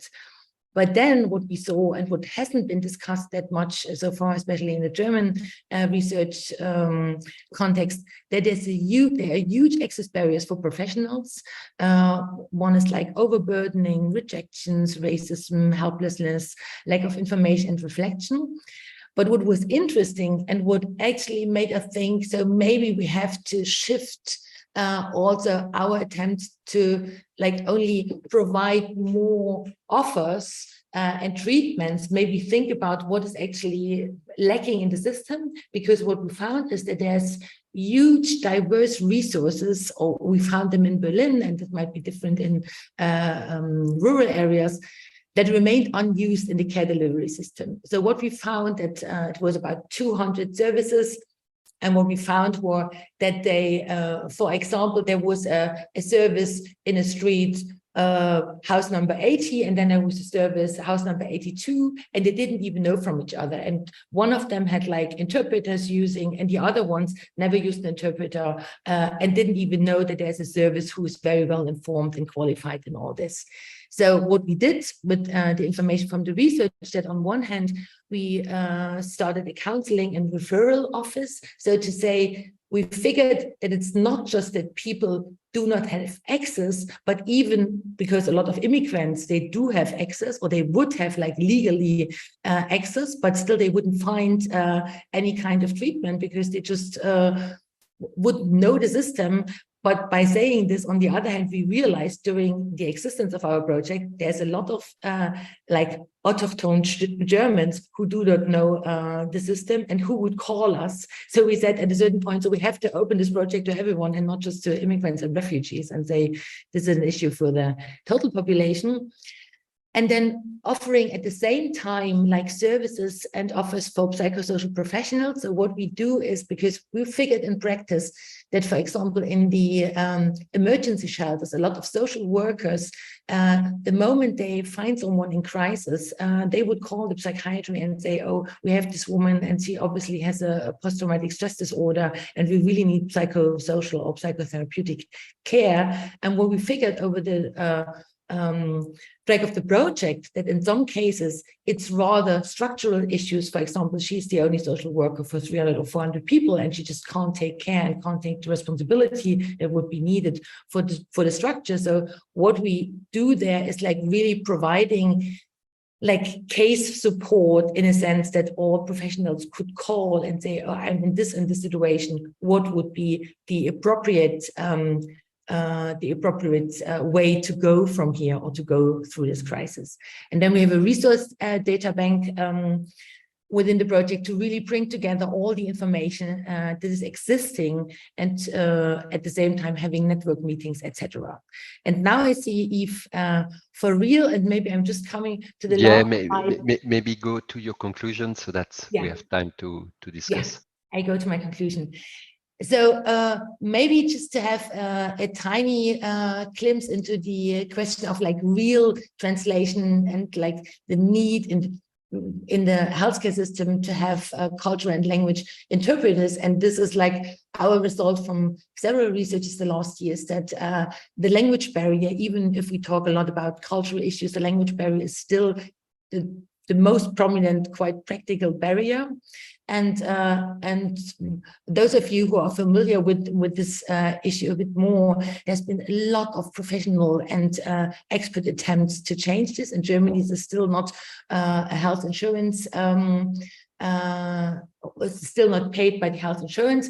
So what we did in the last year to write again a position paper and to really trying to be strategic, what Nora just mentioned. But what we did is actually we mixed up the normative and the factual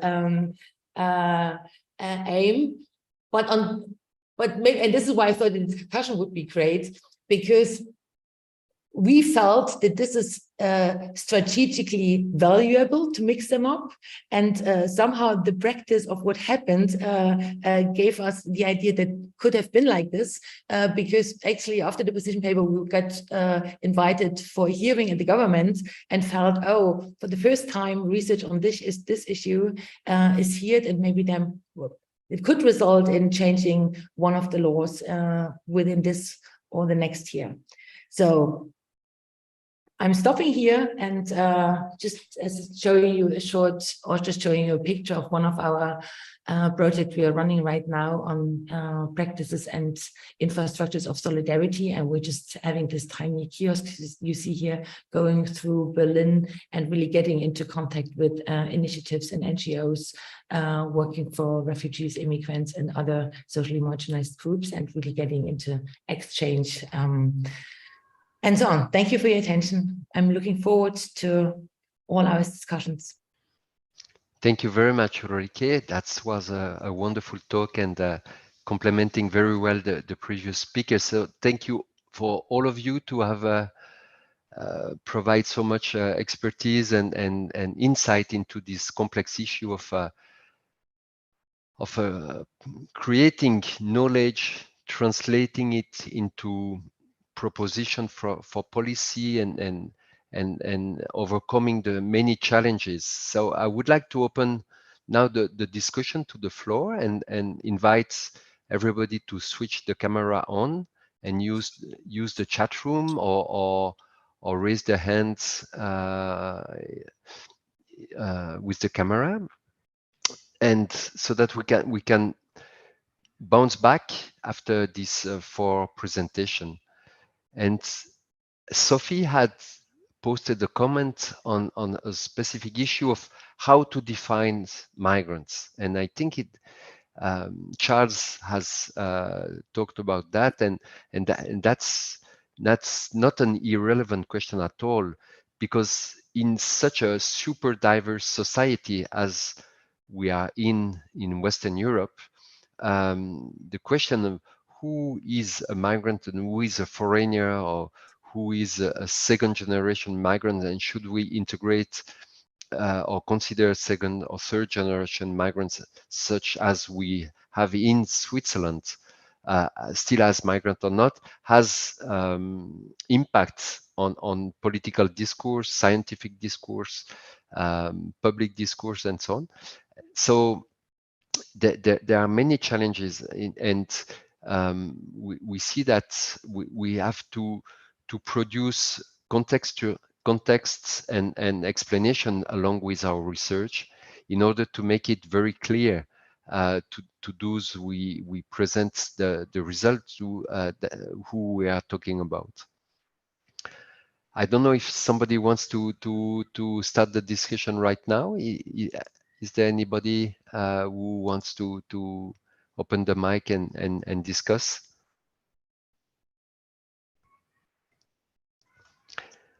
And if not, yes?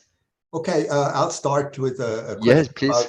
Well, there's been much mentioning of language barriers, and one recent development for the last few years has been the improvement, which is spectacular, in computer-assisted translation.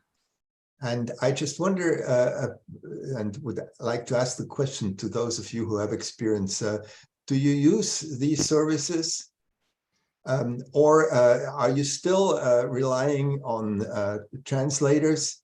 Theoretically, computer-assisted translation would have the advantage of not involving intermediaries, which is often a delicate thing, because intermediaries who translate the most available are, of course, people who are of the same cultural background as the migrants. And then you have problems of confidentiality and distrust and all that, which are pervasive. So do you use DeepL or Chat GPT and other? I think Ulrike wants to answer that. Yeah, thanks, Bernard. I think this is a really interesting and a question, and one that we can elaborate a lot on. I can say from clinical practice that I would always say, or how we practice it, that we differentiate between the setting and the frame of whatever treatment. So means in clinical everyday care, we have telephone interpreting for like registration, etc. And we do have, for example, video interpreting for short-term treatment, but for a longer-term treatment, people would always say in regard to trust and in regard to like what kind of space we are in and how trustful does this feel the space. But this is like clinical practice, and DeepL and ChatGPT is just for a lot of other issues. But really, if it comes to interaction and communication, I think we really have to make sure what kind of intention our treatment has and what kind of language interpretation and mediation is appropriate. And to add on this, I think it's a key issue when you conduct research with diverse population, because building trust starts by a proper communication, and therefore you usually have to invest large efforts and often financial resource to make sure that your diverse population can understand the aim, the ethical challenge, and so on and so on. So for instance, in the Parchema study that we just conducted in Geneva about the impact of legal status regularization on health of undocumented migrants, we invested thousands of hours in trying to build trust with communities by using community partners who were able to translate not only the words but also the frame and the meaning of the research to the target groups.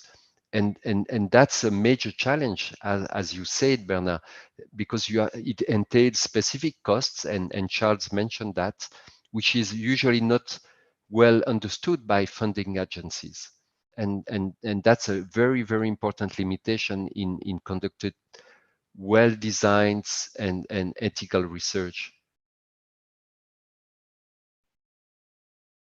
Charles, I think you had the same point of view, isn't it? Yeah, absolutely. Because I think that, in the end, I think, one of the major issues in all of this is actually trust. And the trust actually cut across for all the migrant population. They do not trust the system, right? And they do not, have confidence. So that means that, if you do not build on trust, you can invest and invest and invest. In the end, it's not going to work. So actually, number one issue that we need to actually tackle within these communities is actually building trust within these communities. Once you build the trust, things start happening. And I think it's actually also actually reflect on even the clinical meeting.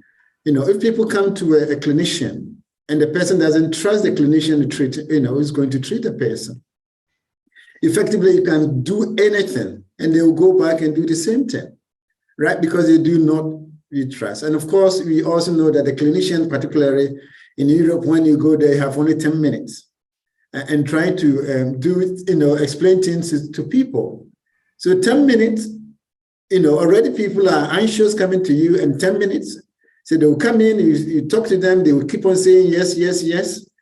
As soon as they get out and they say that, well, what's the point, right? So we need to build trust, and also means that we need to make time, especially in the initial stages. And once we build the trust, the rest can come in.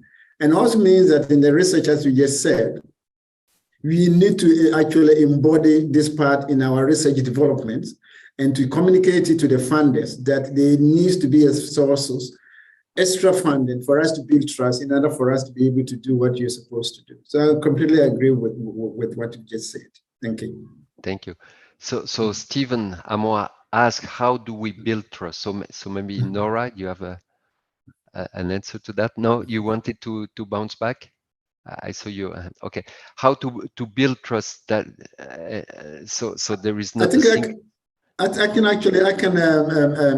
comment on that if you want, because I think that for our work, one of the things that we've learned in building the trust is actually we as a researchers humbling ourselves. Usually, what we as a researcher, we think that sometimes we overestimate how well the migrants actually educated themselves when they come to themselves, right? And sometimes we feel that we are going there as the heroes. And sometimes it doesn't help. And I think that in my own experience is that going into there, hearing the voices of this population, let them talk, right? And if you want to study them and others, just let them hear their voice. How best do you want us to do this? And my own experiences with Amsterdam, South Oostwell, which is a lot of migrant communities. In some cases, they come out with their own ideas. And these ideas work because it's coming from their own experiences. So that means that we need to make time, listen to them. We need to hear their voices. We also need to empower these people. I mean, community empowerment is very, very important. And that means that we also need to go through the leaders within these communities. Many of these people rely on the leaders, particularly the church leaders in particular. So once you build trust within this and they communicate it to their people, and then people start. If you don't, and then you go there and then you just think it's just not going to work because they have structures within their own individual. So you need to go through these structures and build those trusts. And that means a lot and a lot of time. Absolutely, yeah. And I think one strategy also is to show that research is based on values. Yeah, exactly. And Bernard mentioned the values and the ethics criteria that we should communicate about. And obviously another option is to integrate and to conduct participatory approach to make sure that people really understand the aims and objective of any project. So Ulrike, you wanted to bounce back on that? Yeah, because we still didn't talk about the question, who is a migrant? And even so, I would be like strategically in favor of the Office for Minority Health. On the other hand, I would be quite critical on that. And if I'm looking into my research community and my research groups, a lot of them are migrants, and they would say they don't want to have us doing research on them. And so coming from this very interdisciplinary and transdisciplinary research, I would always say, and I don't know yet how can we overcome this, but maybe we need different discourses for different angles of our research. So on one hand, if we talk about which groups are we interested in, for what reason, for what health issues, for what, so which groups are infected by this, and is it about migrants or is it about a certain subgroup of immigrants in a certain legal condition, and really being concrete and differentiated about that. And on the other hand, if we come to strategic terms in the sense of that refugees are, for example, in Germany excluded from a lot of treatment facilities, then say, oh, we have to talk about certain groups of refugees. And I'm getting a bit nervous if we talk about us and them, because I skipped the slide, but there's a slide in my presentation in Germany. We work a lot also in research with the term migration background. And if you look to Frankfurt am Main, one of the biggest cities in Germany, you have 70% of people with a so-called migration background under the age of 6. So then the question is, who's the minority and who's the majority? And I think if we really get to terms what is at stake and what are relevant tasks to be tackled in what we are doing and where we have expertise. And I think we have to be very differentiated, concrete about the categories and groupings we are doing.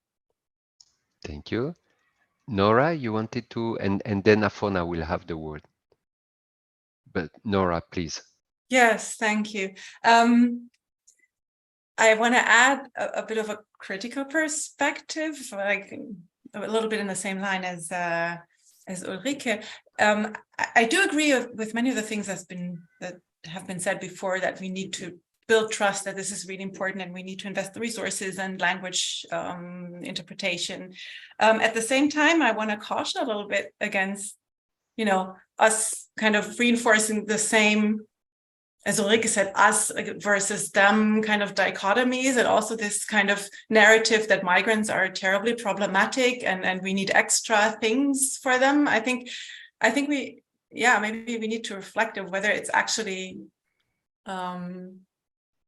whether there's really something unique in that migrant group that we're talking about, that they really need something extra, or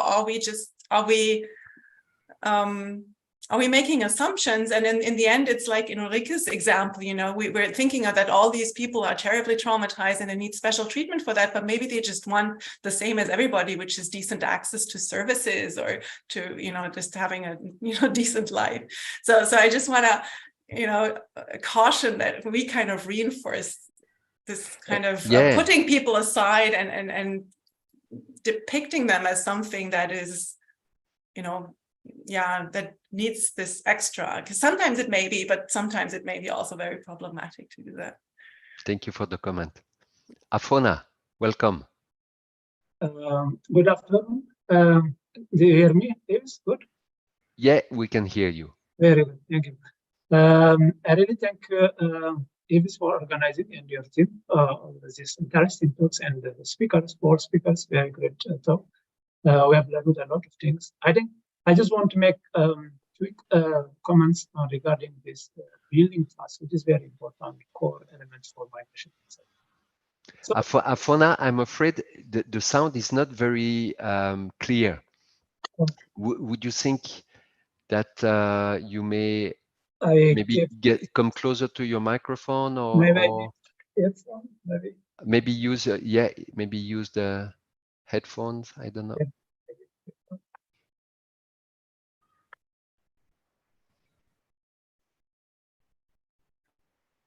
Hello? Yeah. Okay, is this better? Good. I think it's better, yes. Thank you so much. Okay, thank you for remarking. So what I want to say is, I just want to make a quick comment on this building trust, which is very bottleneck of migration health, which is always giving us a great diversity on how to reason. So I don't want, one thing which is missing is understanding which was already mentioned, understanding the phase of migration. Where do we meet them? Where do we approach them?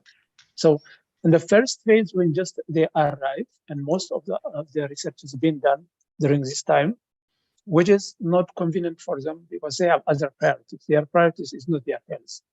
So they do their priorities are to safeguard their settlement and get their permits in living or staying where they can. So in this way, as many of them, they just come from the portal, it is the Greece or Italy or Spain or Portugal, but they made their ways all the way to other countries. So they pass through these transit countries. And this passing through these transit countries, they don't want to have their traces back. And they don't want to go back to or return back, or they try to avoid being risk of deportation. So it's very important. At this stage, they are very sensible, they are very closed. They don't want to be exposed at any risk, and then they don't want this one to risk their deportation. And then the second phase, once they have been settled, once they have got their permits to stay, and then they started the language learning and start the job. At this time also, they have other priorities. They just want to give their whatever they earn to send back as a return to support their families. So in this phase, it's very important that they have been given health education, health policy education, health system education, so that they can benefit their insurance systems. So they have the risk of, as many of them, they are out of pocket, they came from out of pocket payment system. It's very difficult for them to understand and efficiently benefit or efficiently utilize their system or the health system they came in Europe. So it's in the second phase that most of us, we should give more emphasis and more time and hear them, like Charles was saying, reach out the communities, identify their problems, how to reach them, how to get them, especially the chronic diseases, mental illness, or other diseases, NCD diseases. So in this case, it's very important to have community approach, mainly in the second phase, I would say. Thank you. Thank you very much. Yes, Charles? Yeah, I think probably I want to pick up on some of the point that is made, that you need not to try to divide people and others. I think, of course, this is a fair point, but at the same time, you risk having the problem that you are doing, kind of, if you like, elephant in the room. Just they are not there. Just assume that everyone is there, right?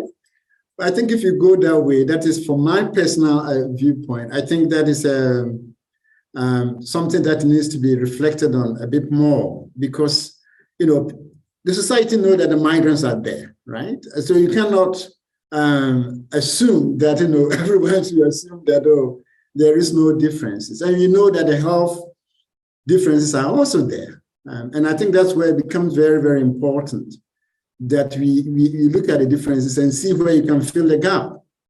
I mean, there are some countries that think they not even allow you to collect data on migrants because they think that everyone else is treated the same. But we know that that's not the case, right? You know that when you look at the data, there is a clear differences in terms of who have access to care, who are treated. I mean, you're talking about discrimination, and these things are there.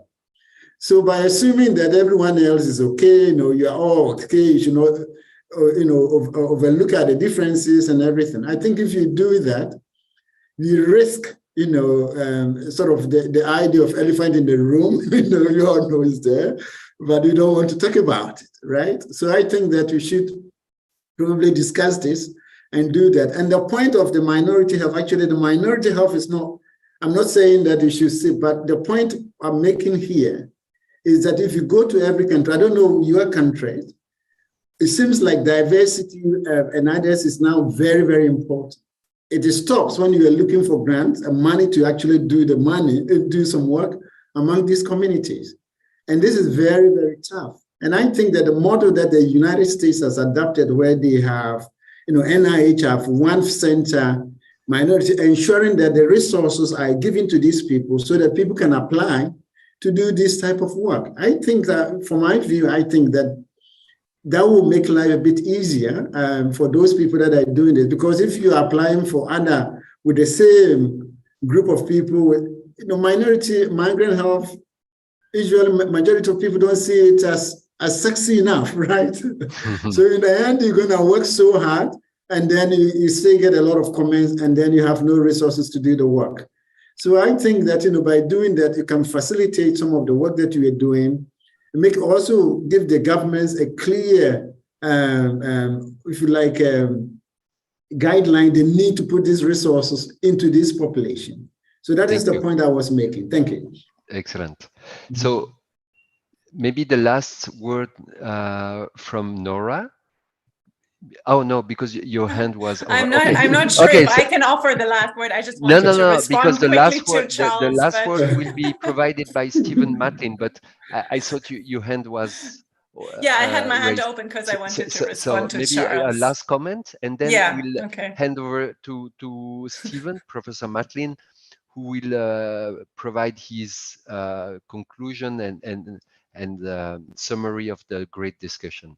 Yeah, thank you. Yeah, just very quickly in response to what Charles said, I think we're all in the same boat. I think none of us wants to say, it's like one size fits it all. We don't have to do research on migrants. I think what I wanted to say is that I would caution not to migrantize problems. Maybe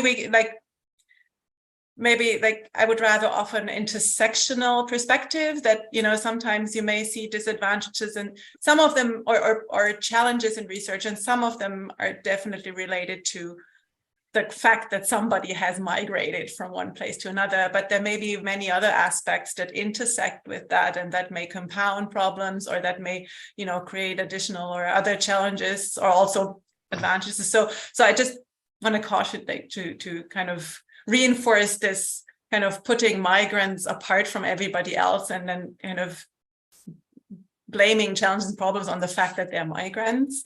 I think there's a lot of benefit in actually seeing the similarities. For example, thinking about that, you need trust to do research. I think that's true for many populations. I think there's maybe more investment needed for migrants, but in the end, there are similarities.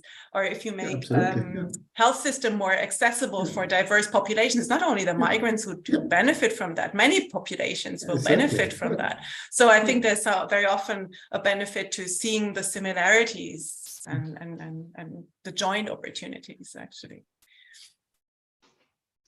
Thank you so much. And if Professor Stephen Matlin from the Institute of Global Health Innovation at the Imperial College London is ready, maybe he could summarize and wrap up this great discussion.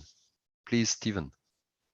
Thank you, Yves, and indeed quite a challenge to capture such a very rich and varied discussion in just a couple of minutes. What I'd like to do is maybe suggest that this theme of researching migrant and refugee health and getting results of evidence into policy and practice is best viewed as being at the confluence of a number of systems, each of which present special challenges. And as we heard from the beginning of this webinar, the research system itself generally creates a number of difficulties, including financial, methodological, and ethical. And in many places, the research system itself may not be very well suited to dealing with these, getting the right kinds of financing, getting the right kinds of approvals, having the mechanisms to interact with the subject. All of these present very particular methodological problems. And then, if I can call it that, the system of migrants and refugees itself is a very, very complex one, if we think globally, and not just maybe in the European context, of all the different situations in which migrants and refugees exist. This is extremely complex and, of course, highly heterogeneous. So we have to be careful when we talk about these things in rather sometimes broad ways, that we understand those differences.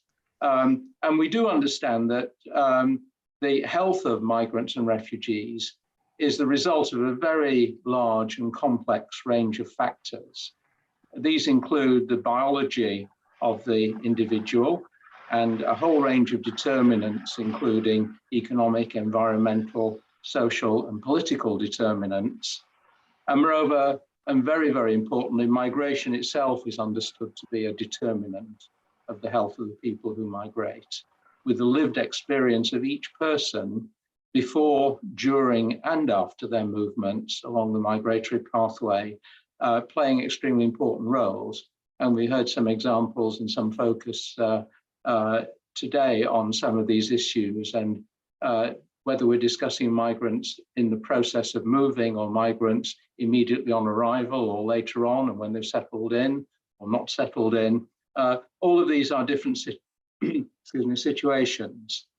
And at many points along this migratory pathway, the willingness of a migrant to engage with health systems and services that might be available, and with the researchers who may wish to study them at that particular point, is likely to be constrained by some very critical factors. And very prominent factors are the restrictions placed on rights of access to health systems and services, the language barriers that we've heard a lot about, and fears of detention and deportation.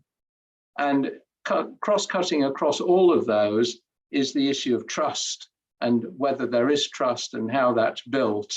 And so all of these are mediated by the particular localities and the particular experiences and beliefs and expectations of the migrants. So there's a very complex set of issues there. And the aim of then getting the research evidence into policy and practice brings the researcher into the practical domain, where social, economic, and political factors and the values of the people who we're trying to convince and who can ignore or override evidence in favor of other views and priorities. All of these are critically important as well. So there's another factor that we've heard about today is that the system itself is sometimes structurally blind to migrants. It doesn't actually want to acknowledge their presence. It doesn't want to collect differentiated, disaggregated data. And there are, as we've also heard, ethical debates and moral debates about whether indeed we should or shouldn't be collecting such data and how it characterizes them. And we also heard that language itself is very, very critical in this, not just the difference in language between those speaking as researchers and those speaking as migrant subjects who may not be able to communicate at all, but also the way we use particular phrases and verbs and expressions in our language, and whether they are somehow deliberately, structurally disadvantaging the people that we're trying to describe and help. And so there are very different geographical and spatial and temporal factors involved. And it's important to recognize that all of these different systems, the ones that relate to the researchers, to the health systems, to the migrants in different situations, they're all interacting with one another. And it's useful to draw on systems theory in thinking about this, because one of the really important things that we learn from systems theory is that certain features and properties emerge from the system as a whole. They cannot be ascribed just to one part of the system and deduced from one part of the system. And if we're trying to understand how to help migrants and refugees in their health, we have to see the totality of all these systems interacting. Evidence is no use if it doesn't get into policy, for example. And so we have to understand how that part of the system works. But whether the health of the migrant or migrant populations improve as a result is a system property. It emerges as a system property. It's not a property of one part of the system on its own. And so I think that as we all go forward and try to improve and understand better the health of migrants and refugees and get the evidence into practice, we have to be very aware of these system level functions, as well as the particular bit of the work that we may be doing individually.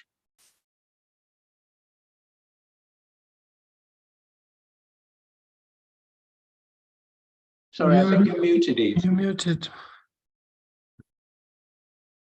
Thank you very much, Professor Matlin, for this wonderful wrap-up. And it's time now to come to an end. And I really want to thank again all the speakers, people in the audience who interacted with the panelists. and most of all, Luciano Sasso for inviting us to set up this webinar with this specific thematic on research challenges related to migrants' health. So, Luciano, maybe you want to give the last word before we end up the session? Very, very briefly, many thanks, Eva, for chairing this session so well. Many thanks to all the panelists, to all the participants. Also, special thanks to Sophie Durieux, because also she did a lot of work for this webinar and she was in the background, but we say in Latin, the dea ex machina, so she did a lot for this event. So again, I was really very successful, and thank you also to Stephen. Always a very good wrap up by him and conclusion. So I'm really happy, and looking forward to seeing you all in the next events. We are planning another webinar in November. There will be also a session at the World Health Summit in Berlin. I hope some of you will be able to come there, and looking forward to see you again in the future. Thank you.